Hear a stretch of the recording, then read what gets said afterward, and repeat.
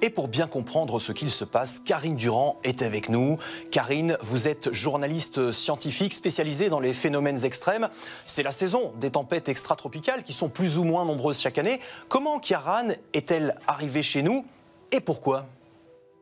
Eh bien, tout a commencé avec un important conflit de masse d'air au large de la côte est américaine. Ça a donné lieu à cette petite dépression qui s'est mise à voyager à travers l'Atlantique. Mais entre la limite de la masse d'air chaud et de la masse d'air froid, eh bien, on a le courant de jet, le jet stream, qui est un courant qui circule à très haute altitude. Et celui-ci a pour objet justement de propulser les dépressions vers la France. C'était le cas la semaine dernière justement avec un fort courant de jet. Il a soufflé jusqu'à 350 km/h en altitude, bien sûr, et ça a eu deux conséquences. Déjà d'envoyer toutes les dépressions vers la France, d'où le très mauvais temps qu'on a eu ces dernières semaines, mais aussi de les renforcer, de démultiplier leur puissance. Et donc ce courant de jet a propulsé Ciarán pile sur le sud de l'Angleterre et de la France. Et là, c'est devenu ce qu'on appelle une bombe météo. Ça veut dire qu'elle s'est creusée très rapidement. Elle s'est formée à une vitesse ultra rapide. On parle de bombe météo lorsque la pression descend justement d'au moins 24 hectopascales en 24 heures. Et là,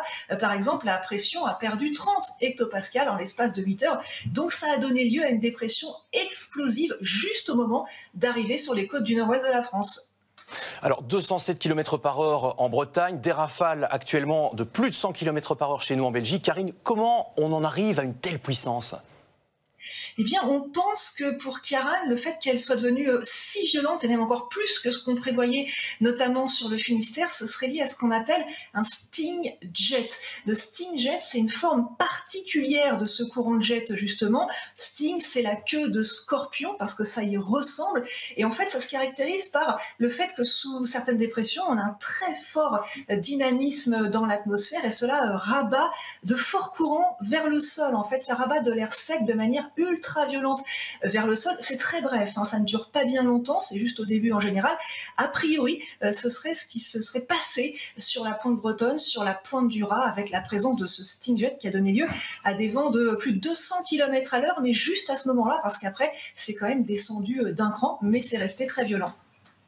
Merci Karine Durand pour toutes ces explications très précises.